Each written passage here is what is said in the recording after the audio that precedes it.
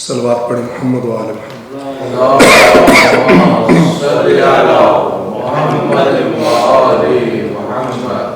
اعوذ باللہ من الشیطان الرجیم، بسم اللہ الرحمن الرحیم، الحمد للہ رب العالمین، والصلاة والسلام علی سید الانبیاء والمرسلین وعلی اہل بیتہ الطیبین الطاہرین وصحبہ المنتجبین۔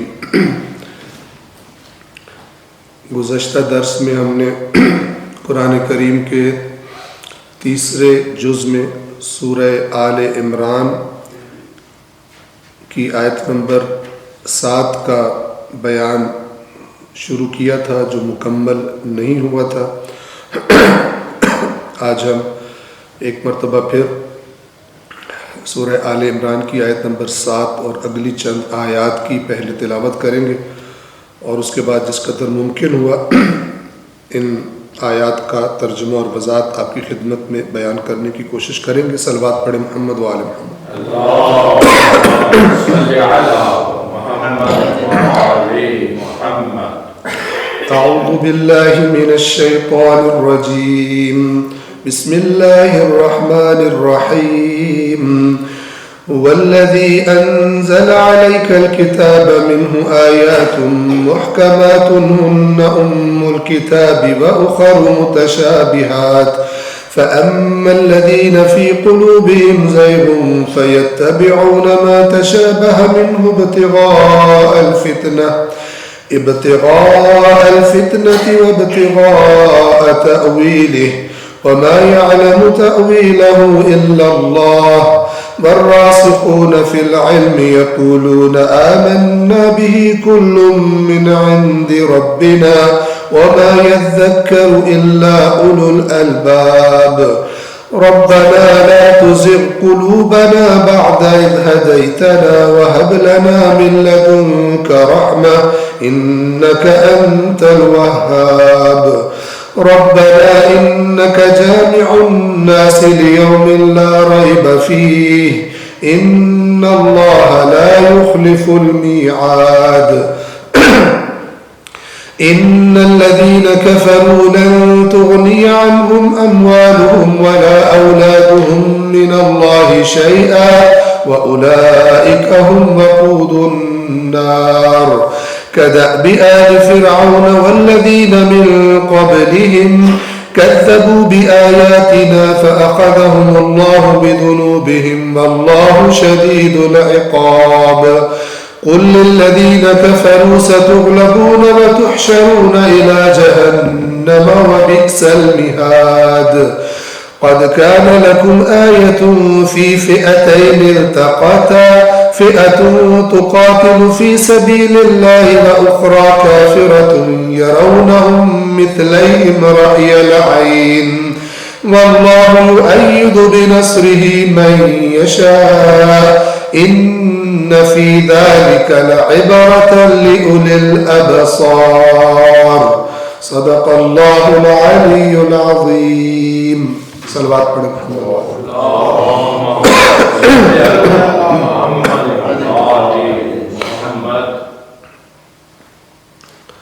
سورہ آل عمران آیت نمبر 7۔ هو الذی انزل علیک الکتاب، وہی ذات ہے، وہی ہے جس نے آپ پر کتاب نازل کی، منہ آیات محکمات، اس کتاب میں سے کچھ آیات محکمات ہیں، ہن ام الکتاب، وہ کتاب کی اصل ہے، وَأُخَرُ، اور کچھ دیگر آیات ہیں، متشابہات، جو متشابہ۔ فَأَمَّا الَّذِينَ فِي قُلُوبِهِمْ زَيْغٌ، تو وہ لوگ جن کے دلوں میں ٹیڑھا پن ہے، فَيَتَّبِعُونَ مَا تَشَابَهَ مِنْهُ، تو وہ جو اس کتاب میں سے متشابہ ہے اس کے پیچھے جاتے ہیں،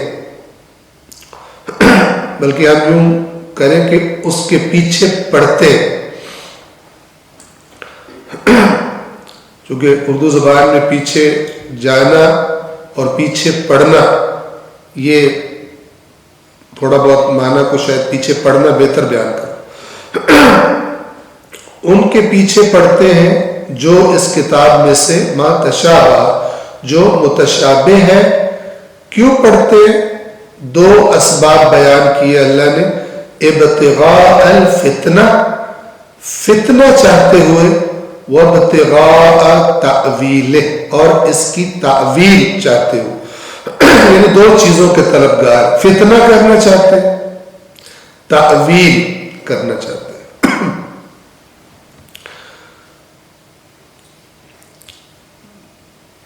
ہم ایک دفعہ جو پہلے بات کر چکے اس کو پھر آپ کی خدمت میں دہرانا چاہیں گے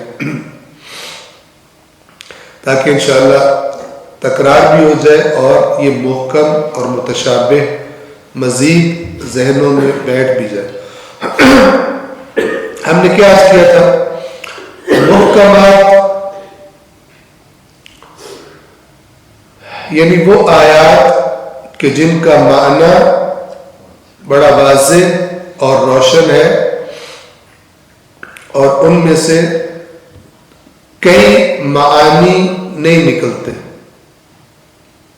ان کا اپنا معنی بڑا واضح اور روشن ہے، ایک ہی معنی۔ ان آیات کو اللہ نے محکمات کا نام دیا اور ساتھ ہی ایک اور بات بھی فرما دی کہ ہن ام الکتاب، یہ کتاب کی اصل ہے۔ بس جو آیات اصل قرار نہیں دی جا رہی، ان کو اگر ان کے کئی معنی نکل رہے ہوں گے تو ان کو اصل کی طرف پلٹایا جائے گا اور وہ معنی لیا جائے گا جو آیات محکمات کے مطابق، جو آیات محکمات کے مطابق نہ ہو اس معنی کو ترک کر دیا جائے گا، اسے نہیں اپنایا جائے گا، اسے قبول نہیں کیا جائے گا۔ ام الکتاب کا یہ معنی ہے۔ وَأُخَرُ مُتَشَابِهَاتٌ اور کچھ دیگر آیات ہیں جو متشابہات ہیں۔ ہم نے عرض کیا تھا متشابہات کا لفظ شبیہ اور شباہت سے نکلا ہے، ٹھیک ہے؟ جب آپ نے فرض کرے آپ کی کوئی چیز گم گئی ہے، آپ نے ڈھونڈنی ہے، تو آپ کے پاس چند چیزیں آپ کے سامنے رکھ دی جائیں اور اب سکے آپ اپنی پہچان کے اٹھا لیں تو وہ ساری ملتی جلتی ہیں۔ تو فرض کرے آپ نے کہیں جوتا اتارا، مسجد میں نماز پڑھنے کے لیے باہر نکلے تو آپ نے دیکھا وہاں پہ کوئی نہیں، تو آپ پریشان کھڑے تھے، تو وہاں کی انتظامیہ کے بندے نے آپ سے کہا کہ آپ پریشان نہیں ہو، یہاں پر جو بعض اوقات چیزیں رہ جاتی ہیں یا تھوڑا بہت مکس اپ ہو جاتا ہے تو ہم نے اپنے پاس رکھی ہوئی ہیں، آپ آئے اور اپنے پہچان۔ آپ وہاں پر گئے، آپ نے دیکھا کہ وہاں پر 10 جوڑے جوتوں کے ہیں اور سب ایک ہی ڈیزائن کے۔ اگر تو مختلف شکلیں ہوتی تو آپ آرام سے اپنا پہچان لیتے، لیکن اگر سارے ایک ہی طرح کے ہو جوتے تو پھر آپ کو ذرا ایک ایک کو غور سے دیکھنا پڑے گا تاکہ آپ اپنا والا پہچان لیں۔ اسے کہتے ہیں شباہت۔ شباہت کی وجہ سے بندہ کہہ رہا ہے یہ تو نہیں ہے، یہ تو نہیں ہے، یہ بھی ہو سکتا ہے، یہ بھی ہو سکتا ہے، یہ احتمالات دیے جا سکتے۔ ان آیات کو جن آیات میں ایک سے زیادہ معانی کا احتمال دیا جا سکے انہیں کہتے ہیں آیات متشابہات۔ ہم نے آپ کو مثالیں دی تھی کچھ محکم آیات، لیس کمثلہ شیء قل ھو اللہ احد۔ متشابہات کی مثالیں دی تھی، ید اللہ فوق ایدیہم۔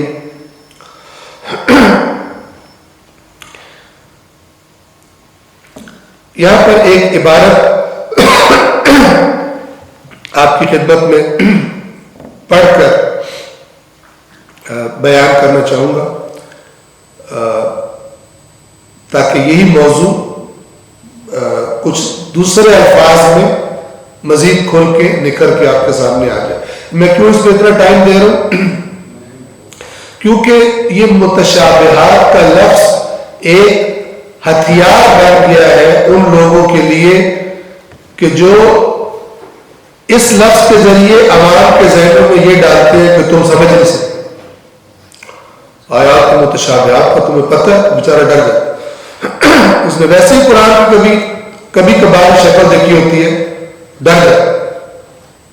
خاص طور پر اگر یہ بات کرنے والا کوئی عالم کے حلیے میں ہو، میں نہیں کہتا عالم کے حلیے میں، یہ بات یاد رکھیں، جس شخص کی باتوں سے قرآن کریم کی طرف ترغیب پیدا ہو آپ کے دل میں، وہ صحیح ہے۔ جس کی باتوں سے باتیں سننے کے بعد آپ یہ فیل کریں کہ قرآن پڑھنا میرا کام نہیں ہے یا میں نہیں کر سکتا،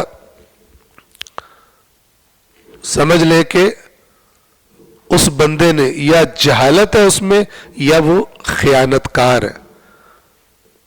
چونکہ قرآن کی طرف ترغیب دلانے والا اللہ اور اللہ کا رسول ہے۔ میں تمہارے درمیان تو دو چیزیں چھوڑ کے جا رہا ہوں، دو قیمتی چیزیں۔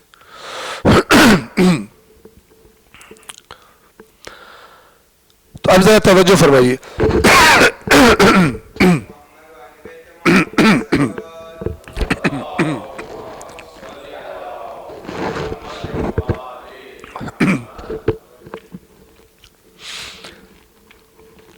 لفظ محکم یہاں متشابہ کے مقابل میں استعمال ہوا ہے، یعنی وہ آیتیں جن میں، بہت توجہ سے سنیے گا، محکم کی بات ہو رہی ہے، یعنی وہ آیتیں جن میں ایسے حقائق بیان کیے گئے ہیں جنہیں سمجھنا انسان کے لیے ممکن ہے، جو اس کے علم و عقل سے ماورا نہیں ہے۔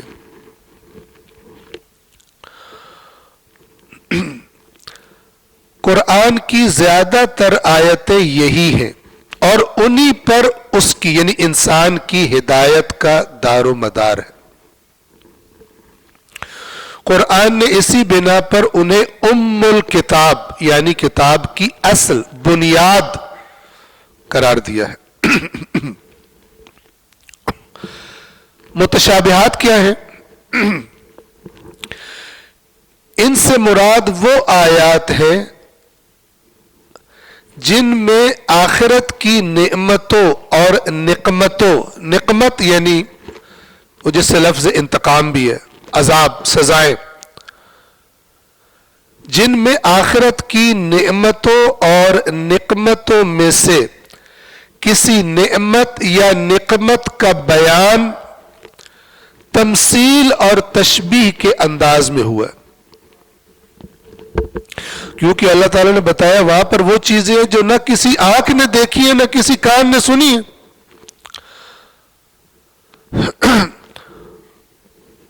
ان کے لیے تو اگر ان کو حقیقت میں بیان کرنا ہے تو نئے لفظ بنانے پڑیں گے، جبکہ جو لوگ جن سے خطاب ہے وہ عربی زبان سے آشنا ہے، یہاں سے مشکل پیدا ہوتی ہے اور بیان بھی کرنا ہے۔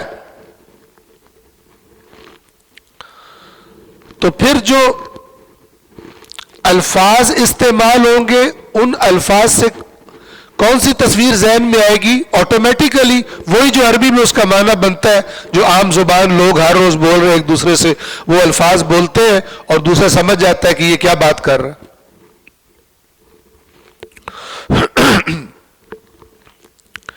یا تو اس دنیا کی آخرت کی نعمتیں اور نقمتیں جن آیات میں بیان ہوئی ہیں، یا اللہ تعالی کی صفات اور افعال اور ہمارے علم اور مشاہدے سے ماورا، نہ ہمارے علم میں وہ چیز ہے نہ ہمارے مشاہدے میں وہ چیز آئی ہے، ہم نے دیکھی بھی نہیں ہے. ہمارے علم اور مشاہدے سے ماورا اس کے کسی عالم کی کوئی بات تمثیلی اسلوب میں بیان کی گئی ہے. تمثیل کسے کہتے ہیں؟ جیسے اللہ تعالیٰ فرماتا ہے میرا ہاتھ،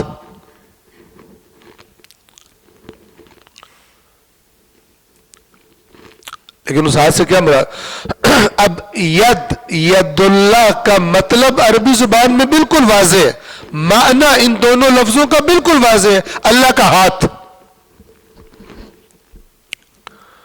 لیکن اس سے مراد کیا ہے؟ یہاں پر تشابہ پیدا ہوتا ہے. چونکہ میرا ذہن، ہم انسانوں کا ذہن ہاتھ کے جس معنی سے آشنا ہے وہی آئے گا اس کے اندر.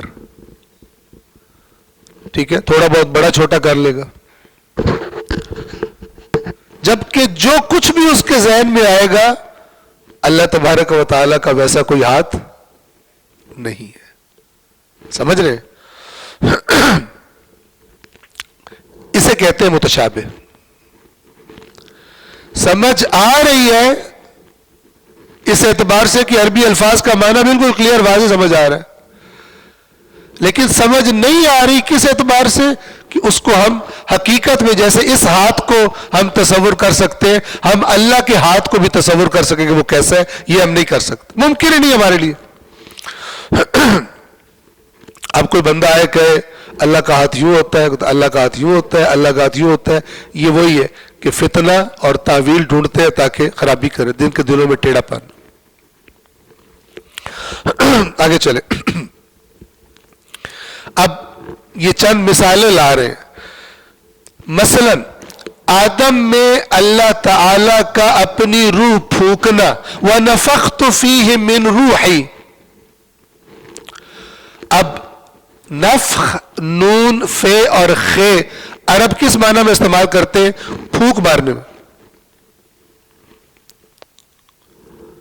آیا اللہ تعالیٰ نے پھونک مار کے روح ڈالی تھی مثلا؟ اس سے یہ سمجھ آ رہا ہے کہ اللہ تبارک و تعالی نے روح نامی ایک مخلوق وہ آدم کے پتلے میں، البتہ یہ تعبیر بھی صحیح نہیں ہے کہ روح کا داخل ہونا اور روح کا باہر نکلنا، یہ بھی ہمارے ذہنوں کے لیے مانوس تعبیرات استعمال کی جاتی ہیں. اصلاً روح ایک غیر مادی مخلوق ہے اور اس کو ہم تصور نہیں کر سکتے. یہ جو بعض اوقات فلموں میں بندہ مر گیا ہے اس کے اندر سے اسی طرح کا ایک بندہ نکل کے اڑ کے جا رہا ہے، یہ ہمارے تصورات، ایسا نہیں ہوتا. تو بھائی توجہ کیجیے، اللہ نے وَنَفَخْتُ فِيهِ مِنْ رُوحِي، اور میں نے اپنی روح میں سے اس کے اندر پھونک دیا. اس پھونکنے سے کیا مراد؟ عربی کا معنی بالکل واضح ہے، لیکن ہمارے ذہن میں پھونک مارنے سے کیا تصویر آتی ہے؟ بندہ بیٹھا ہے جیسے یہ تعویذوں پہ پانی پر کچھ کلام پڑھ کے پھونک رہے ہیں، یہ کر کے پھونک رہے ہیں. آیا اللہ بھی ایسے؟ آدم کا پتلا پڑا تھا، پھر اللہ تعالیٰ پاس آئے اور اس پہ اس کا منہ کھول کے پھونک مار دی اندر اور وہ زندہ ہو گیا؟ نہیں. وہ کس طرح ہوا، کیا کیفیت تھی، کیا پروسیس تھا، ہم محال ہے اس کا تصور کر سکیں. لیکن ہمیں اس سے یہ پتہ چل گیا کہ ایک اسپیشل مخلوق اللہ تبارک و تعالی نے اس بے جان پتلے کو عطا کر دی جس سے وہ جیتا جاگتا انسان بن گیا. آگے دیکھیے، اس طرح کی آیات کیا ہوں گی؟ متشابہ قرار پائیں گی. اب آپ دیکھیں متشابہ کا مطلب یہ نہیں کہ کچھ سمجھ نہیں آ رہا، اصل بات پتہ چل رہی ہے لیکن ہم اس کا تصور کہ یہ کیسے ہوا یہ نہیں کر سکتے. آگے دیکھیے، مثلا آدم میں اللہ تعالیٰ کا اپنی روح پھونکنا، یا جنت اور جہنم کے احوال اور مقامات وغیرہ. اب اسی دنیا میں جو الفاظ استعمال ہوتے ہیں دنیا کے معنی کے لیے وہی جنت اور جہنم کے بیان کے لیے آئے ہیں، لیکن اللہ نے فرما دیا ہے کہ اس میں وہ ہے جو نہ کسی آنکھ نے دیکھا ہے نہ کسی کان نے سنا ہے، تو پھر کیسے تصور کرے گا جو نہ دیکھا ہے نہ سنا ہے؟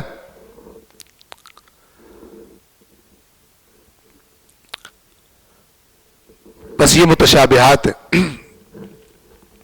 متشابہ سے کوئی یہ نہ سمجھے کہ جن لذات کا اللہ ذکر کر رہا ہے وہ نہیں ہوں گی۔ جو اس دنیا میں نعمتیں اور ان کی لذتیں انسان کو عطا کر سکتا ہے، تو جہاں کا وہ وعدہ کر رہا ہے اس سے کئی گنا زیادہ بہتر ہوگا، وہ اس سے کئی گنا زیادہ اس کو عطا کرے گا، چونکہ اللہ اپنے وعدے کے خلاف نہیں کرتا۔ لیکن یہاں بیٹھ کے ہم اس کی تصویر بنا لیں، نہیں بن سکتے۔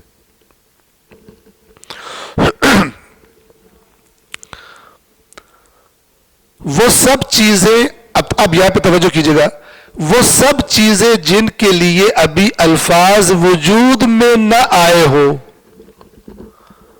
یعنی کسی نے کوئی گیا ہو اس دنیا کی چیزیں دیکھ کر آیا ہو اور پھر اس نے ان کے لیے الفاظ بنائے ہوں تاکہ اس دنیا کے ہاتھ اور اس عالم کے ہاتھ کا فرق سمجھ آ سکے، کوئی اور لفظ بنایا ہو۔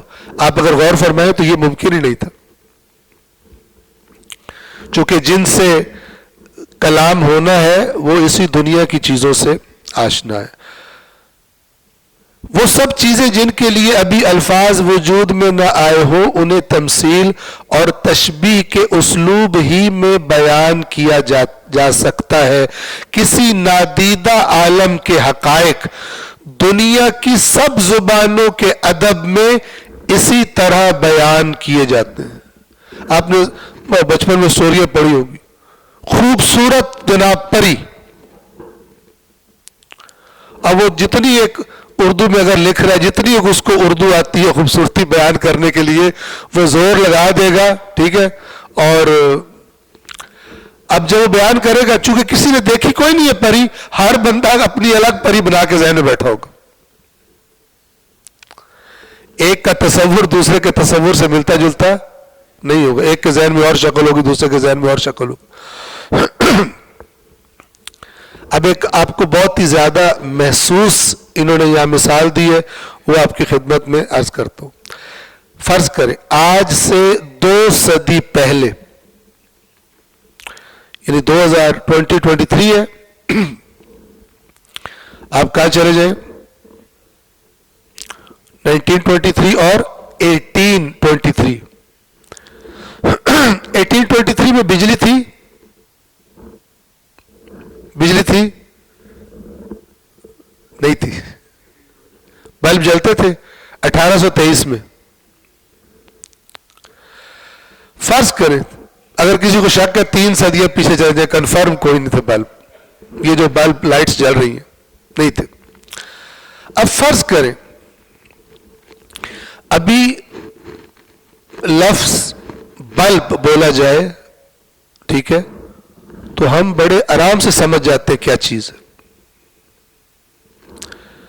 لیکن 3 صدیاں پہلے اگر کوئی بلب بول بھی دیتا تو شاید اس زمانے میں انگلش میں بلب کا کوئی اور معنی ہوتا، یہ چیز کبھی بھی ذہن میں نہ آتی۔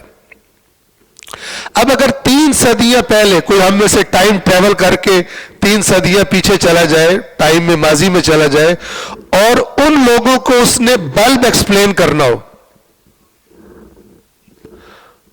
وہ کہے گا الیکٹریسٹی بلب، وہ کہیں گے الیکٹریسٹی کس بلا کا نام ہے، اور الیکٹریسٹی بلب کیا ہوتا ہے، ٹھیک ہے، بلب سے ممکن ہے پھولنا کسی چیز کا آ جائے ذہن میں ان کے اس زمانے میں یہ لفظ جس معنی میں یوز ہوتا ہو، کبھی بھی یہ آئے گا ہی نہیں ان کے ذہن میں۔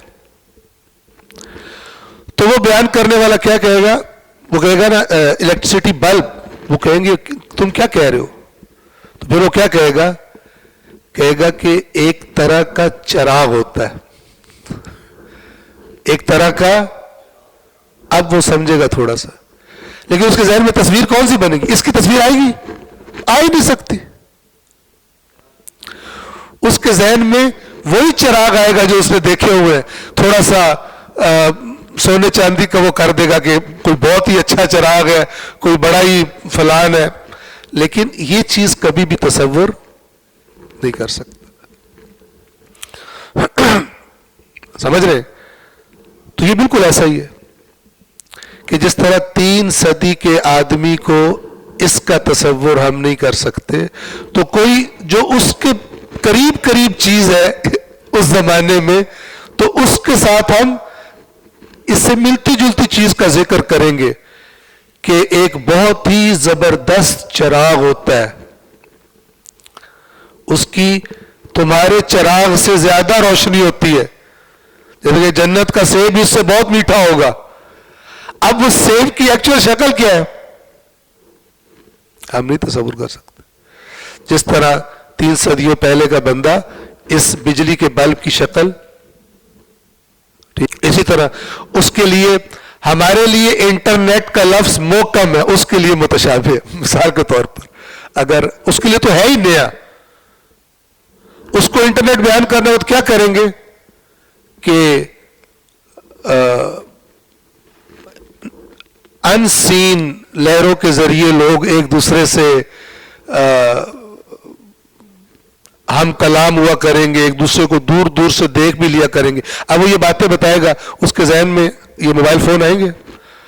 آج کے بندے کے لیے تو بڑا کلیئر ہے, لیکن اس کے لیے وہ کچھ اور ہی چیز سوچے گا. لہذا اللہ نے منع کر دیا کہ اسے کہتے ہیں تعویل. ایکچوئل چیز کی تصویر بنانا ذہن میں, وہ تعویل کہلاتا ہے. وہ بھی ابھی آپ کو مزید انشاءاللہ ایکسپلین کرتا ہوں. امید ہے کہ انشاءاللہ واضح ہوگا. پھر بھی نہ ہو تو آپ بعد میں بھی سوال کر سکتے ہیں. انہوں نے یہ لکھا ہوا, آج سے 2 صدی پہلے ہم میں سے کوئی شخص اگر مستقبل کا علم پا کر بجلی کے کمکموں کا ذکر کرتا تو غالباً اسی طرح کرتا کہ دنیا میں ایسے چراغ جلیں گے جن میں نہ تیل ڈالا جائے گا نہ انہیں آگ دکھانے کی ضرورت ہوگی. یہی کہتا نا, اور کیا کہتا. متشابہ آیات کی نوعیت بالکل یہی ہے. وہ نہ غیر متعین ہے اور نہ ان کے مفہوم میں کوئی ابہام ہے, یعنی بات میں کوئی ابہام نہیں ہے. سمجھ رہے ہیں کہ مثلا آپ عربی لغت میں جائیں, اس کا قرآن میں لفظ آیا ہو, آپ عربی لغت میں جائیں اس کا میننگ ہی کوئی نہ ہو, وہ بالکل واضح اور شفاف ہے. ان کے الفاظ عربی مبین ہی کے الفاظ ہیں. یہ عربی مبین کا لفظ قرآن والا استعمال کیا انہوں نے, چونکہ اللہ تعالیٰ نے کیا فرمایا ہے, یہ قرآن کیا ہے, ھذا لسان عربی مبین, یہ قرآن روشن عربی زبان ہے. یہ روشن کا مطلب کیا ہے, مبین کا مطلب کیا ہے, یعنی یہ کوئی کوڈ نہیں ہے کہ لکھا چڑیا ہو مراد ہوتا ہو, ایسا نہیں ہے. گندم لکھی ہو مراد چنا ہو. کوڈ سمجھتے ہیں نا, کوڈ کیا ہوتا ہے, کوڈ نہیں ہے.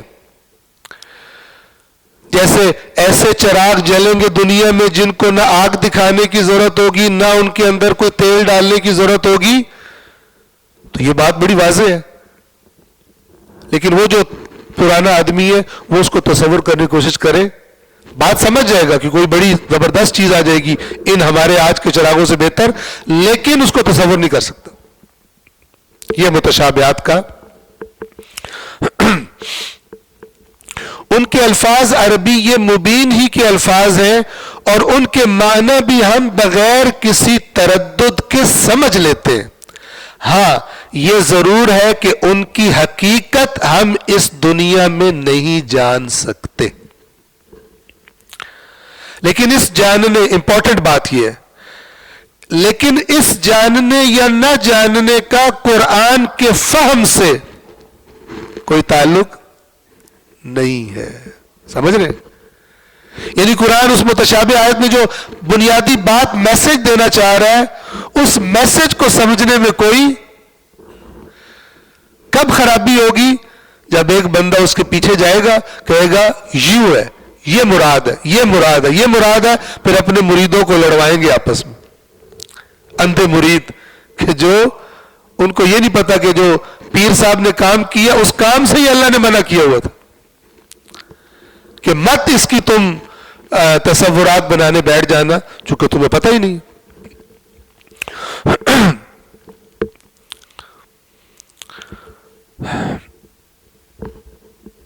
یہ باتیں جس بنیادی حقیقت سے تعلق رکھنے والی ہوتی ہیں وہ بجائے خود واضح ہوتی ہے. عقل اس کے اتنے حصے کو سمجھ سکتی ہے جتنا سمجھنا اس کے لیے ضروری ہے. الرحمن علی العرش استوى، رحمان عرش پر مستوی مستقر. جتنا میرے لیے سمجھنا ضروری ہے سمجھ گیا، اس کائنات کا بادشاہ اللہ ہے، لیکن عرش سے کیا مراد ہے، استوا سے کیا مراد ہے فلان، ہم تصور نہیں کر سکتے.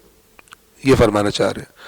البتہ چونکہ ان کا تعلق ایک نادیدہ عالم سے ہوتا ہے، اس وجہ سے قرآن ان کو تمثیل و تشبیہ کے انداز میں پیش کرتا ہے تاکہ علم کے طالب بقدر استعداد ان سے فائدہ اٹھا لیں اور ان کی اصل صورت و حقیقت کو علم الہی کے حوالے کریں. وہی بہتر جانتے. یہ باتیں خدا کی صفات اور افعال یا آخرت کی نعمتوں اور اس کی مصیبتوں سے تعلق رکھنے والی ہوتی ہیں. ان کا جس حد تک ہمارے لیے سمجھنا ضروری ہے اتنا ہماری سمجھ میں آ جاتا ہے اور اس سے ہمارے علم و یقین میں اضافہ ہوتا ہے. لیکن اگر ہم اپنی حد سے آگے بڑھیں،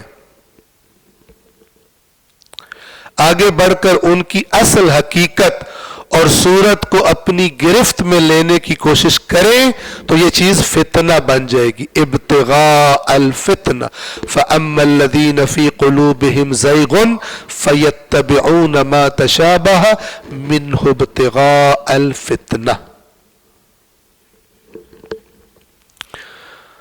اگر ہم اپنی حد سے بڑھ کر ان کی اصل حقیقت اور صورت کو اپنی گرفت میں لینے کی کوشش کریں تو یہ چیز فتنہ بن جاتی ہے، اور اس کا نتیجہ صرف یہ نکلتا ہے کہ انسان اپنے ذہن سے شک کا ایک کانٹا نکالنا چاہتا ہے اور اس کے نتیجے میں بے شمار کانٹے اپنے اندر چھپا لیتا ہے. ایک نکالتے نکالتے، چونکہ جو اس نے تصویر بنائی ہوتی ہے وہ اس کی اپنی مخلوق ہوتی ہے، وہ تو ایکچولی اس پکچر کا حصہ ہی نہیں ہوتی جو اس عالم کی حقیقی تصویر ہے. یہاں تک کہ اس نایافتہ یعنی جو اس کو نہیں ملا بھی، اس کی طلب میں اپنی یافتہ دولت کو بھی ضائع کر بیٹھتا ہے اور بالآخر کیا کرتا ہے، اور نہایت واضح حقائق کو اس لیے جھٹلا دیتا ہے کہ ان کی شکل و صورت ابھی اس کے لیے نمایاں نہیں ہوئی. کہتا ہے یا تو میں جانوں گا، اور اگر میں نہیں جان سکتا میں مانتا ہی نہیں. اس سٹیج پہ پر یہ بندہ چلا جاتا ہے. صلوات پڑھے محمد و آل محمد پر.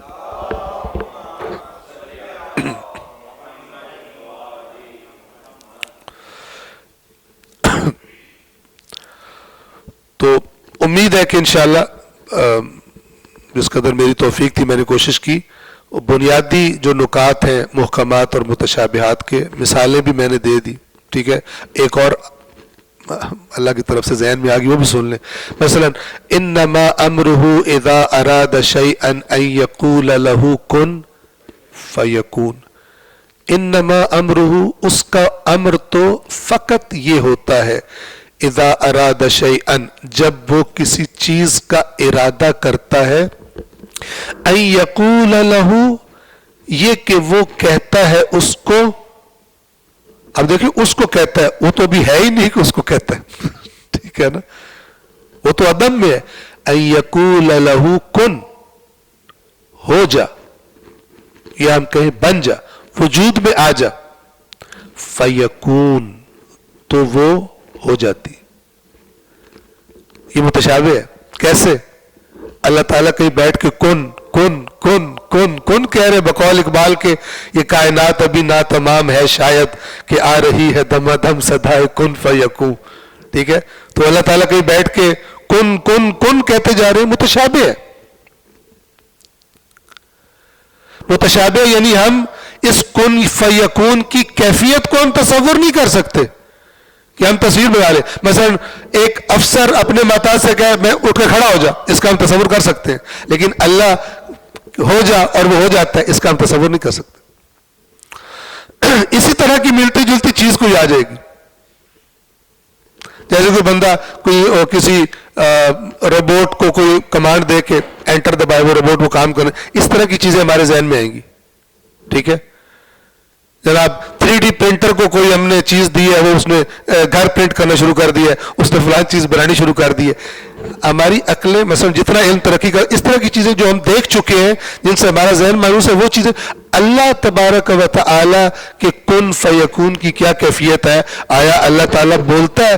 کس کو بولتا ہے؟ چیز تو ہے ہی کوئی نہیں، اس نے وجود میں آنا ہے ابھی، کس کو بولتا ہے کن؟ عدم سے وجود میں لاتا ہے تو وہ عدم سے کیا خطاب کرتا ہے؟ عدم یعنی لا شے، کچھ بھی نہیں. تو جو کچھ بھی نہیں ہے اس کو کن کہاں سے سنائی دیتا ہوگا؟ تو یہ متشابہات ہیں. لیکن ہمیں بات پتہ چل گئی کہ اللہ تعالیٰ کو کوئی زحمت نہیں کرنی پڑتی، مارکیٹ سے جا کے رو میٹیریل نہیں، کسی آرکیٹیکٹ سے ڈیزائن نہیں بنوانا پڑتا، پھر جناب جا کے کسی دفتر سے منظوری نہیں لینی پڑتی، یہ کر کر کے پھر اللہ تعالیٰ ایک چیز بنا دے. ایسی کوئی ضرورت نہیں. وہ فقط بس ارادہ کرتا ہے اور چیز ہو جاتی. یہ اللہ بتانا چاہتا ہے. تو یہ ایک اور مثال ہے متشابہات کی. تو آپ دیکھیں قرآن مجید اس اعتبار سے متشابہات سے بھرا پڑا ہے، لیکن یہ متشابہات اگر ان کی بنیادی بات کو لیا جائے جتنی ہماری دسترس میں ہے تو یہ نو پرابلم ہے. لیکن اگر اندر گھسنے کی کوشش کی جائے تو پھر یہ کئی فتنے مسلمانوں میں ہوئے، پورے پورے گروہ الگ ہو گئے، ایک کہتے یوں ہے دوسرا کہتے یوں ہے. یہ متشابہات کی وجہ سے.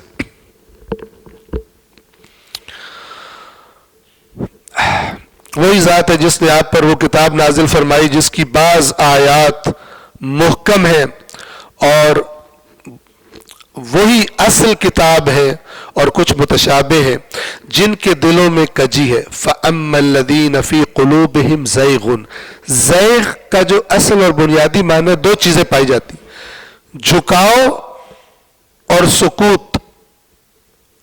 ایسے کوئی بندہ بہت اونچی جگہ کھڑا ہو، جھک کے نیچے دیکھے اور پھر بیلنس نہ رکھ سکے، نیچے ہی چلا جائے جہاں دیکھ رہا تھا. یہ دو پائے جاتے زیغ میں. اور مراد کیا ہے؟ انحراف، یعنی غلط جگہ پہ جھانکتے ہیں پھر اس کے اندر جا کے گر جاتے ہیں. جدھر سے اللہ نے منع کیا مت ادھر جاؤ، ادھر جاتے ہیں، ادھر جھکاؤ رکھتے ہیں. اور وہ جھکاؤ کس کس کی طرف ہے؟ کیا دو چیزوں کی طلب ہے ان کی. فَأَمَّا الَّذِينَ فِي قُلُوبِهِمْ زَيْغٌ فَيَتَّبِعُونَ مَا تَشَابَهَ مِنْهُ، تو یہ اس کے پیچھے پڑتے ہیں، اس کے پیچھے جاتے ہیں جو اس کتاب میں متشابہ ہے. کیوں کرتے ہیں؟ ابتغاء شدید خواہش کو کہتے ہیں اس کو بھی، ابتغاء الفتنہ. یہ ابتغاء کا لفظ وہی ہے جو وہ وسیلے والی آیت میں ہے نا، وَابْتَغُوا إِلَيْهِ الْوَسِيلَةَ، شدت سے چاہو، ترجمہ کر دیا جاتا ہے تلاش کرو. اصل میں ابتغاء کا اصل معنی ہے کسی چیز کو شدت سے چاہنا، اتنا کہ اس کی طلب میں انسان اعتدال کی حد کو بھی کراس کرنے کو تیار ہو جائے. یہ ابتغاء کا معنی ہے. ابتغاء الفتنہ، فتنہ چاہتے ہوئے، وابتغاء تأویل، اور اس کی تعویل چاہتے ہوئے. توجہ فرمائیے، ایک صلوات پڑھ دیں پھر محمد و آل محمد پر.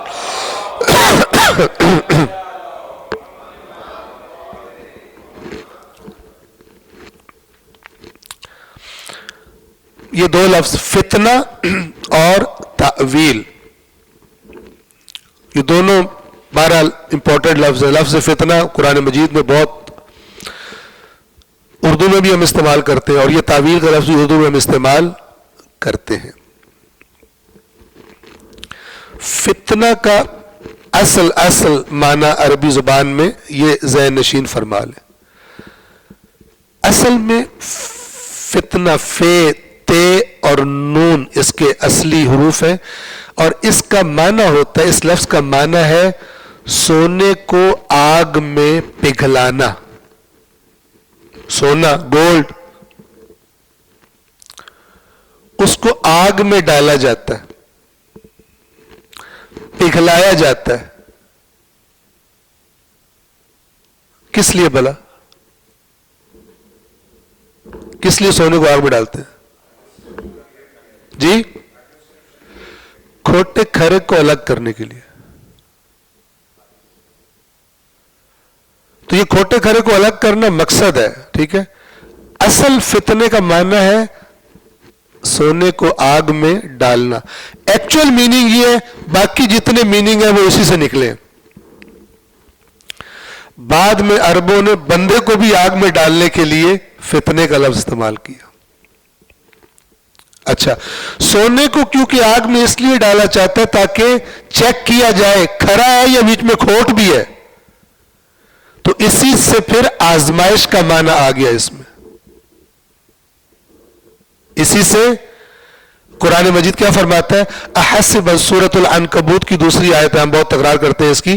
احسب الناس, بسم اللہ الرحمن الرحیم, الف لام میم, احسب الناس ان یترکوا, کیا لوگوں نے یہ سمجھ لیا ہے کہ انہیں چھوڑ دیا جائے گا, ان یقولوا آمنا, یہ کہہ دینے سے کہ ہم ایمان لے آئے ہیں, وَهُمْ لَا يُفْتَنُونَ, اور انہیں آزمایا نہیں جائے گا. کہہ دو جناب اللہ ہوں, بس ختم.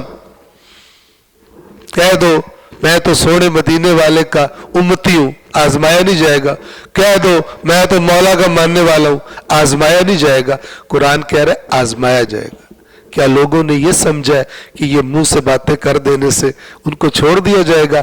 وَهُمْ لَا يُفْتَنُونَ, یہ یفتنون وہی فتنہ ہے, اور ان کو آزمایا نہیں جائے گا. اور آزمائش یہ سونے کی ہوتی ہے کھوٹے کھرے کو الگ کرنے کے لیے.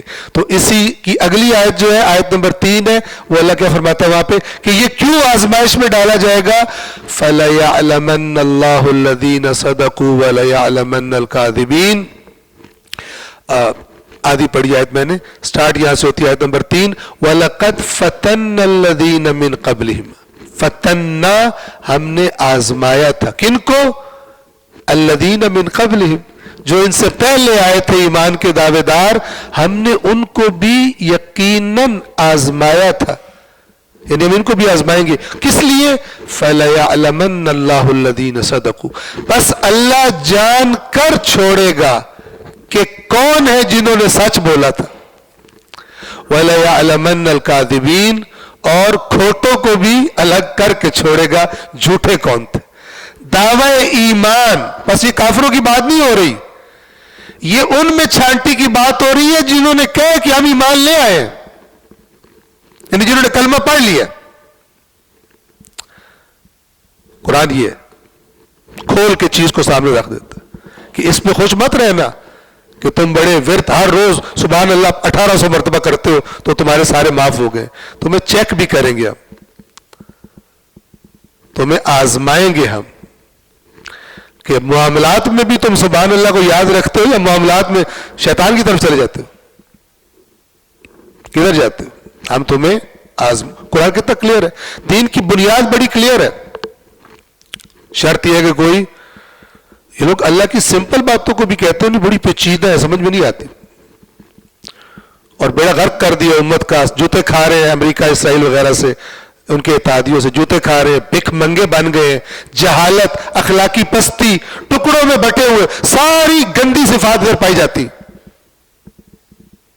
لیکن ہے سارے جنتی, سارے جنتی. ایسا دھوکے میں ڈالا ہے کہ ان کو پتہ بھی نہیں ہم دھوکے میں. کیوں دھوکے میں؟ یاد رکھیں, آپ پڑھیں قرآن, اللہ تبارک و تعالی اپنے دین پر عمل اور اپنے رسول کی اطاعت کے نتیجے میں اسی دنیا میں عزت اور نعمتوں کی فراوانی کا وعدہ کرتا ہے, اسی دنیا میں. پس جو اسی ذلت پہ کمپرومائز کر کے کہہ رہا ہے بھئی اگلے جان اللہ حساب لے لے گا, اس بیچارے کو پتہ ہی نہیں ہے کہ یہ دین کے نام پہ کچھ اور میرے منہ میں دیا ہوا انہوں نے, جس کو میں لگا ہوا ہوں دین سمجھ کے. اصل میں تو اسلام ایک تحریک تھی, ایک انقلاب تھا. گھر میں گھس کے انفرادی کچھ رسومات کا نام تھوڑی تھا, یا کچھ اجتماعی رسومات کا نام تھوڑی تھا. آج مسلمانوں کتنے, 1.5 ارب میں کتنے مسلمان ہیں, ان کا کچھ نہ کر سکنا امریکہ اور اس کے اتحادیوں کے سامنے، تو یہ گواہی دے رہا ہے کہ یہ امت پستی اور ذلت میں گری ہوئی ہے. اور یہ پستی اور ذلت کیوں آئی ہے؟ اللہ تب تک کوئی نعمت دے کر نہیں لیتا جب تک وہ قوم کہے نہ کہ ہم نااہل ہیں، لے لے. تو اللہ نے اپنی سنت قرآن میں بیان کی ہوئی ہے، کسی کو اچھی لگے کسی کو اچھی نہ لگے، رشتہ داری اس کی کسی کے ساتھ ہے ہی نہیں. علم کا میدان وہ آگے ہم پیچھے،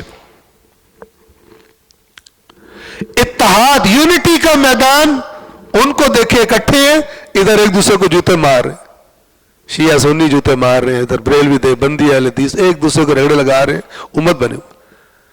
اسرائیل کو میسج دے رہے، ہر جماعت، ہر فرقہ اور ہر فرقے کی ہر جماعت اپنی الگ ریلی نکال رہی ہے اسرائیل کے خلاف. ڈوب کے مر جاؤ،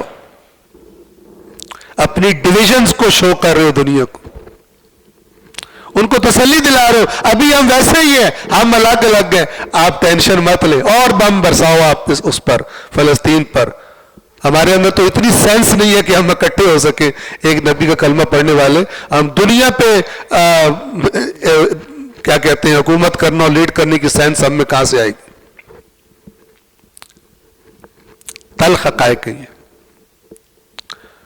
مجھے نہیں معلوم لاسٹ درس میں نے یہ کہا یا نہیں کہا تھا، کہا بھی تو پھر تکرار کر دیتا ہوں تاکہ سبق یاد ہو جائے. اس پہ غور کریں آپ.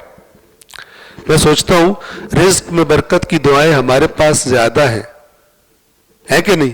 ہمارے پاس ہے یا امریکیوں کے پاس؟ جی. اور رزق کن کے پاس زیادہ ہے؟ عجیب نہیں؟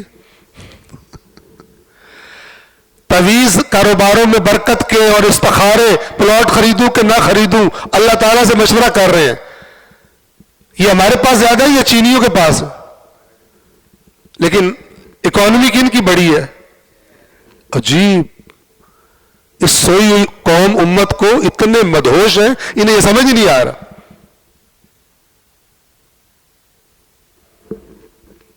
انہیں سمجھ نہیں آ رہا کہ یار یہ سارا کچھ ہمارے پاس ہے تو پھر ادھر کیوں دعائیں ہم مانگتے ہیں؟ اللہ نے سسٹم چینج تو نہیں کر دیا، ادھر سے سوچ نکال کے ادھر لگا دیا کہ دعائیں تم مانگو دوں گا ادھر میں. بٹن تم دباؤ گے لائٹ ان کے کمرے کی جلے گی. سوچیں تو صحیح. وظیفے، تویز، گنڈے، چلے، ادھر ایکسپورٹ کوالٹی کا مال ہے، ادھر یہ والا. ہر روز کوئی خواب دیکھ کے آتا ہے، کوئی نیا چلا، کوئی نیا جناب یہ کیا کہتے ہیں، سب دشمن دور، بیماریاں دور، فلان کاروبار میں برکت. ادھر بیماریاں کم ہیں، ادھر تو صحت کے بڑے بدترین معاملات ہیں، صورتحال ہے. کدھر ہے تمہارے تعویذ؟ ایک عجیب سے دھوکے میں خود کو ڈال کے بیٹھے ہوئے. یہ چیزیں کیوں بے اثر ہو گئی ہے؟ ہماری دعا میں اثر ہے.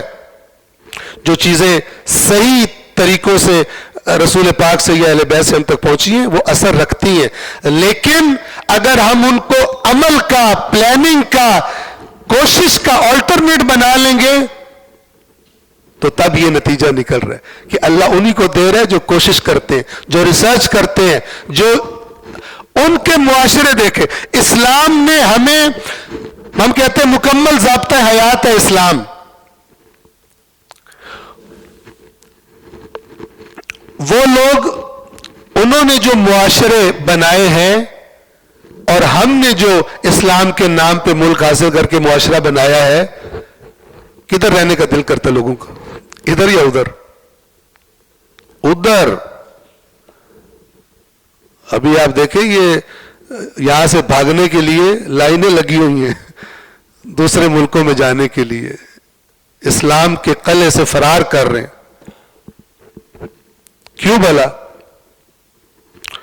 میں کہہ رہا ہوں ساری دعائیں بھی ادھر ہوتی ہیں، جشن بھی ادھر ہوتے ہیں، جناب علی رسومات بھی مذہبی ادھر زیادہ ہوتی ہیں، دیگیں بھی نیازوں کی ادھر زیادہ چڑھتی ہیں، لنگر بھی ہوتے ہیں، کھیریں پکتی ہیں، لیکن بھوک بھی ادھر ہی زیادہ ہے. کوئی کہ جی دنیا میں تو صبر کرنا ہوتا ہے، آخرت میں اس کو دین کا ہی نہیں پتا، جاہل کو جو یہ بات کرتا ہے. اللہ تعالیٰ فرماتا ہے اگر جو ان کے رب نے نازل کیا تھا اسے یہ قائم کر لیتے تو سر کے اوپر سے اور پیروں کے نیچے سے ہر چیز ان پر فراوان کر دی جاتی، اسی دنیا میں، آخرت میں تو بعد میں آنا تھا۔ تو جس کا دین یہاں صحیح رزلٹ نہیں دے رہا، وہ جان لے کہ دین کے نام پر کوئی اور چیز ہے اس کے پاس، کچھ ملا دیا گیا اس میں، تبھی وہ رزلٹ نہیں دے رہا۔ ایسا مثال دیتے ہیں کہ اللہ تعالیٰ قرآن میں فرماتا ہے نماز برائی اور بے حیائی سے روکتی ہے، اور حدیث میں ہے کہ جو نماز پڑھتا ہے اس کے گناہ معاف ہو جاتے ہیں۔ تو یہ دو اثر ہے نا، یہ جو برائی اور بے حیائی سے روکنے والا اثر ہے یہ اسی دنیا میں نظر آتا ہے، اور جو گناہ کی بخشش ہے وہ کب پتہ چلے گا؟ جب ادھر پہنچیں گے۔ تو اگر یہاں نماز برائی اور بے حیائی سے روکنے والا اثر نہیں دکھا رہی تو تسلی رکھو وہ والا اثر بھی کوئی نہیں ہے، چونکہ یہ مال ہی 2 نمبر ہے، یہ ملتی جلتی چیز ہے نماز سے، یہ نماز نہیں ہے، چونکہ نماز کا تو اللہ خود بتا رہا ہے یہ چیز تمہیں روکے گی برائی اور بے حیائی سے، جس کو نہیں روک رہی اس کو تو پریشان ہونا چاہیے، وہ خوش ہے کہ میں 2 نمبری کر کے آتا ہوں، پھر میں نماز پڑھتا ہوں میرے گناہ معاف ہو جاتے ہیں۔ کوئی کہتا ہے میں عمروں پہ جاتا ہوں میرے معاف ہو جاتے ہیں، کوئی کہتا ہے میں زیارتوں پہ جاتا ہوں میرے معاف ہو جاتے ہیں۔ سوچیں ہم نے اللہ کی دی ہوئی چیز کو کاٹ چھانٹ کے الگ کر لیا، جو ہمارا موڈ تھا ہم نے کہا یا اللہ ہم یہ رکھیں گے۔ گناہوں کی بخشش والے طریقے ہمیں بڑے پسند ہیں، لیکن اس نے کہا تھا گناہ چھوڑو گے تو تب بخشوں گا، ہم نے کہا وہ چھوڑنے والی ہم سے ٹینشن نہیں لی جاتی، چھوڑے نہیں جاتے ہم سے گندے کام، لیکن معافی والے طریقے ہمیں دے دو۔ یہودیوں کو قرآن نے کہا وہ تم بعض کتاب پر ایمان رکھتے ہو اور بعض کا انکار کر دیتے ہو، تم میں سے جو بھی یہ کرے کہ اللہ کی بعض باتوں کو لے لو بعض کو چھوڑ دو، انہیں نہ تم اپناؤ، تم میں سے جو بھی یہ کرے گا اس کی سزا اس کے سوا کیا ہے کہ دنیا میں بھی اسے ذلت ملے اور آخرت میں بھی اسے عذاب دیا جائے۔ یہ قرآن کی آیت ہے۔ کس مزاج پر یہ تھریٹ کیا اللہ نے؟ دین کی کچھ باتیں رکھ لینا کچھ چھوڑ دینا۔ جیسے ہم نے گناہ کی بخشش بڑی ہمیں یاد ہے، لیکن گناہ چھوڑنا اس کی طرف کم توجہ ہے۔ اللہ رسول اہل بیت، رسول پاک اہل بیت، ان کی شفاعت بھی بڑی یاد ہے، ان کے صدقے حاجات مرادیں پوری ہونا بڑا یاد ہے، لیکن ان کی اطاعت کرنا یاد ہی کوئی نہیں۔ ہم نے اپنی مرضی کے پیس کاٹ لیے، سمجھتے ہیں کہ یہی پورا دین ہے، جبکہ یہ دین نہیں ہے، اور یہ دین تب اپنا اثر دکھائے گا دنیا میں بھی اور آخرت میں بھی جب پورا کا پورا قبول کیا جائے گا۔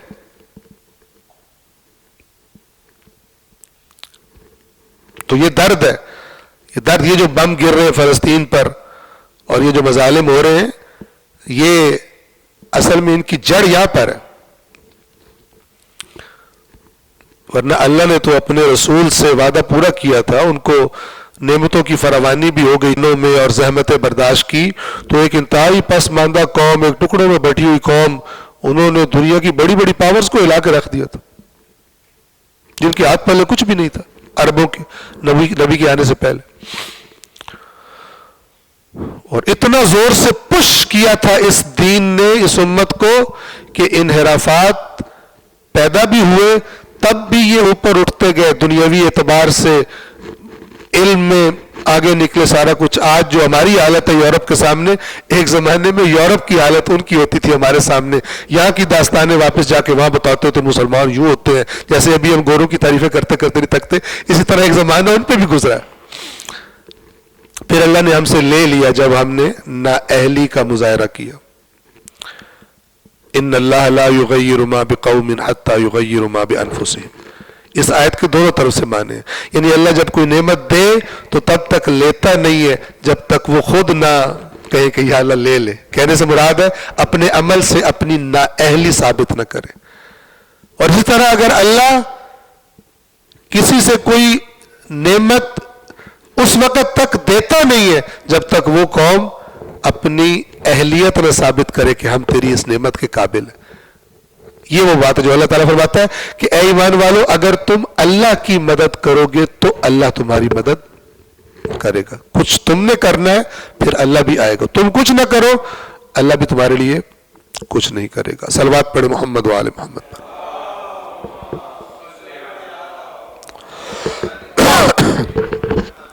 بات کہاں سے نکلی تھی؟ فتنے سے. تو ہم نے کافی سارا فتنہ آپ کو بیان کر دیا. تو اللہ فتنہ ایکچولی سونے کو آگ میں ڈالنا تاکہ کھرا کھوٹا الگ کیا جا سکے. باقی مصیبتیں، اس وقت فتنے کا دور ہے، یہ سارے معانی آزمائش کا، مصیبت کا، یہ سب اسی اصل معنی سے نکلے ہیں. یہ فتنہ کرنا چاہتے ہیں. یہاں پہ فتنے سے کیا مراد ہے؟ فساد، کنفیوژنز، یہ مراد ہے، وہ مراد ہے. لوگ سیدھی سیدھی بات قرآن سے لینے کی جگہ ان کی پھیلائی ہوئی ٹیڑھ ٹیڑھ باتوں میں نہیں نہیں نہیں یہ مراد ہے، نہیں نہیں نہیں وہ مراد ہے، اختلافات ہو جائیں. تو یہی چاہتے ہیں، اس لیے یہ متشابہات کے پیچھے جاتے ہیں. اور دوسرا کیا ہے؟ وابتغاء تأویل.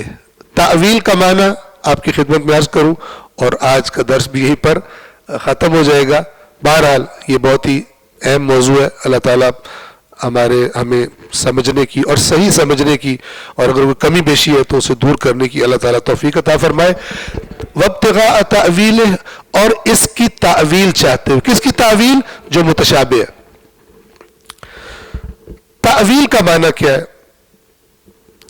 تعویل کا لفظ اول سے نکلا ہے. اول کا معنی آپ سب کو پتہ ہے، یعنی جو پہلا ہوتا ہے، جو اصل ہوتا ہے. تعویل کا لفظی معنی ہے کسی چیز کو اس کی اصل کی طرف پلٹا دینا. کسی چیز کو اس کی اصل کی طرف، اس کی حقیقت کی طرف پلٹا دینا. مثال، ایک صلوات پڑھے محمد وآل محمد. ایک مثال آپ کی خدمت میں عرض کرتا ہوں تو آپ کو بہت اچھی طرح تعویل کا معنی کلیئر ہو جائے گا کہ تعویل کسے کہتے ہیں. سورہ یوسف، سورہ یوسف، حضرت یوسف ایک خواب دیکھتے ہیں. اذ قال یوسف لأبیہ، جب یوسف نے اپنے باپ سے کہا، یا ابتی، اے میرے بابا، انی رأیت، یقیناً میں نے دیکھا ہے، میں نے دیکھا ہے، 11 کوكبا، کہ 11 ستارے.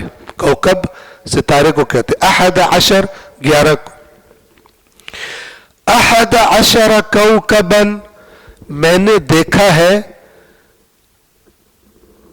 11 ستارے، والشمس، اور سورج، والقمر، اور چاند. رأیتہم، میں نے انہیں دیکھا، لی ساجدین، کہ وہ میرے سامنے سجدہ کر رہے تھے. کیا دیکھا خواب میں؟ کیا نام لیا؟ ستارے، 11 ستارے، چاند اور سورج. ٹھیک ہے، یہ ہے خواب. اب آپ دیکھیں، اس کو ذہن میں رکھیں، بلکہ ایک صلوات پڑھے محمد وآل محمد پر.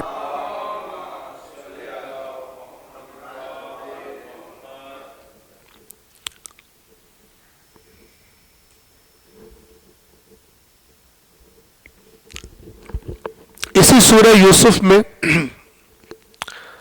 آیت نمبر 100، آیت نمبر 100، بلکہ پہلے آیت نمبر 99، جب وہ یوسف کے پاس داخل ہوئے تو اس نے اپنے والدین کو اپنے پاس پناہ دے دی، اپنے پاس بٹھا لیا اور کہا کہ مصر میں داخل ہو جاؤ انشاءاللہ امن کے ساتھ. آیت نمبر 100، وَرَفَعَ أَبَوَيْهِ عَلَى الْعَرْشِ، اور اس نے یعنی یوسف نے اپنے ماں باپ کو اپنے عرش پر اٹھا لیا، یعنی اپنے تخت پر جہاں وہ خود بیٹھے ہوئے تھے وہاں پر کہا کہ آپ یہاں پر آ جائیں. وَخَرُّوا لَهُ سُجَّدًا، تو وہ اس کے سامنے سجدے میں گر پڑے. وَقَالَ، اور اس نے کہا، توجہ کیجیے، اور اس نے کہا، یا ابتی، اے میرے بابا، हादा तावील रुयाई, ये मेरे ख्वाब की क्या है, हम क्या उर्दू में कहते हैं, हम कहते हैं ताबीर, कुरान ने क्या इस्तेमाल किया है, तावील। यानी वो जो मैंने 11 सितारे देखे थे और एक सूरज और एक चांद सजदा करते, ये उसकी हकीकत है, ये उसकी असल है, वो जो अलामत मैंने देखी थी। बस कोई चीज जो मिसाल तशबीह के तौर पर बयान की जाए, ठीक है, उसकी जो हकीकत होती है वो उसकी तावील होती है। जैसे कि ये 11 सितारों और सूरज और चांद का सजदा करना ये ख्वाब था। जब सारे भाई भी और माँ बाप भी हजरत यूसुफ के सामने उन्होंने ये किया तो क्या कहा, हा या अबती हाज़ा तावील रुया मिन कब्ल, इससे कब्ल जो मैंने, रुया अरबी जुबान में ख्वाब को कहते हैं, जो मैंने ख्वाब देखा था ये उसकी तावील है। कद जअलहा रब्बी हक्कन, बेशक मेरे रब ने उसे हक करके दिखा दिया। यानी वो जो मुझे अलामतें दिखाई थी आज उसकी हकीकत मेरे सामने आ गई, वो जो इशारा मुझे मिला था आज उसकी हकीकत, तो इसे कहते हैं तावील। अब समझे कि मुतशाबिहात की तावील हम क्यों नहीं कर सकते, चूंकि तावील है उसकी हकीकत को जानना। तो कुन फयकून की हकीकत अल्लाह कैसे करता है, क्या होता है, इस प्रोसेस को हम जान सकते हैं, नहीं जान सकते। जो जाएगा इसके पीछे बेड़ा गर्क करेगा, अपना भी अपने मुरीदों का भी।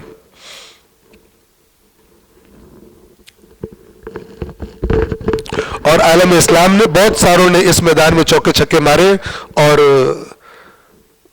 उन्होंने अपने मुरीदों को इतना ऊपर कर दिया कि वो कुरान को भी लिफ्ट नहीं कराते।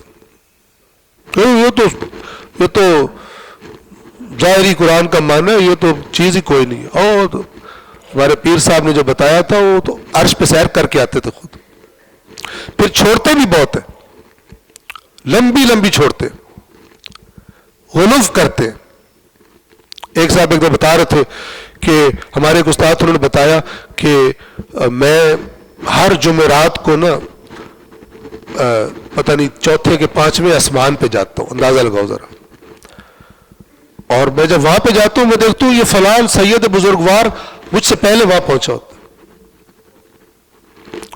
अब किसी की जरूरत है कि जो हर रोज हर जुमेरात को आसमान पे चढ़ा होता है उसकी किसी बात को गलत कहे, किसी की जरूरत है?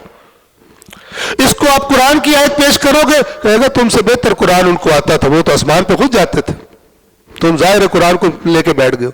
इस तरह बेड़ा गर्क करते हैं ये। इस तरह अल्लाह की मोहकम आयात को भी आराम से पामाल कर देते हैं और उसको लिफ्ट नहीं कराते। कहते हमारे चाचे को ज्यादा पता था।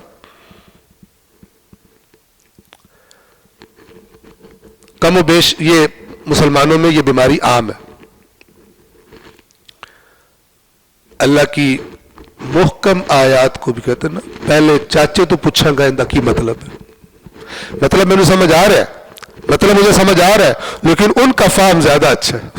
ठीक है ना, पता नहीं मुझे सही समझ आ रहा है। इस तरह शदोले के चूहे बने, बाज लोग बने होते हैं, फिक्र ही उनकी वो लॉक लगा दिया गया होता है, उससे आगे चल नहीं सकते। एक ये इसी तरह इसी सूरत में है कि जब बादशाह ने ख्वाब देखा कि मैंने देखा है कि 7 मोटी गायें हैं और वो 7 दुबली गायें 7 मोटियों को खा रही हैं। तो उसने रात को ख्वाब देखा, सुबह उसने भी अपने उनसे कहा मुझे इसकी तावील बताओ। इस ख्वाब की हम उर्दू में ताबीर कहते हैं, यानी ख्वाब में जो अलामत नजर आती है, सिंबॉलिक चीज होती है, इसकी हकीकत क्या है। कुरान ने तावील का लफ्ज यहां पे शुरू किया। ये जो उस बादशाह ने उठ के कहा मुझे इसकी तावील बताओ,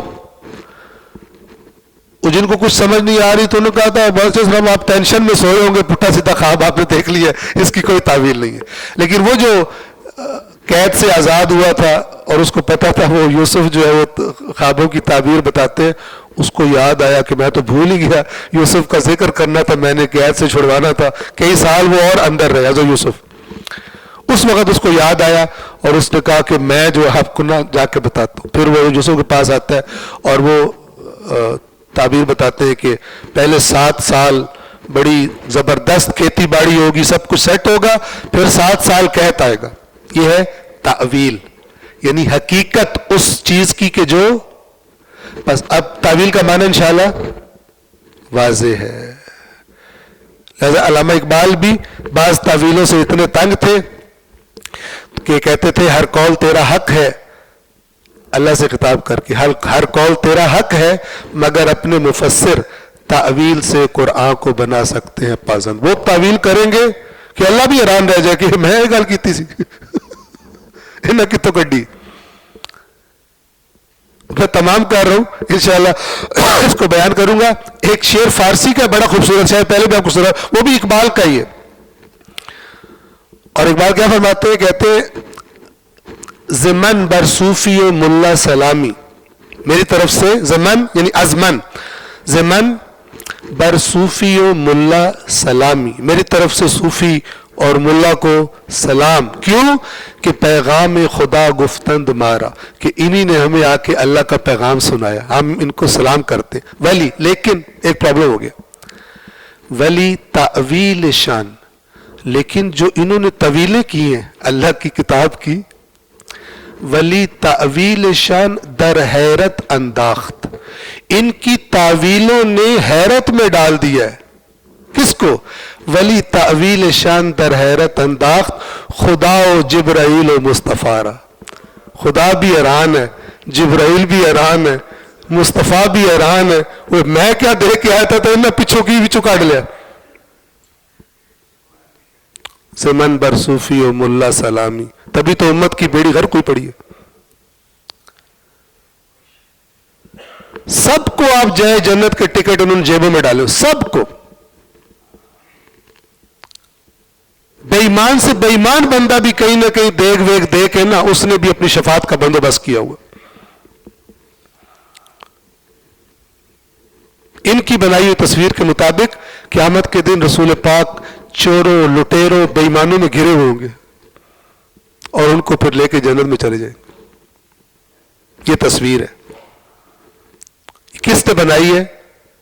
جس کی وجہ سے اللہ جبرائیل مصطفیٰ صاحب حیرت میں ہے کہ یہ تو گناہ سے روکنے دین دیا تھا, انہوں نے تو کیا کیا شارٹ کٹ نکالنے. گناہ بھی کرو, 70 سال لگے رہو, ایک لنگر کر کے 70 سال کا معاف کرا لو.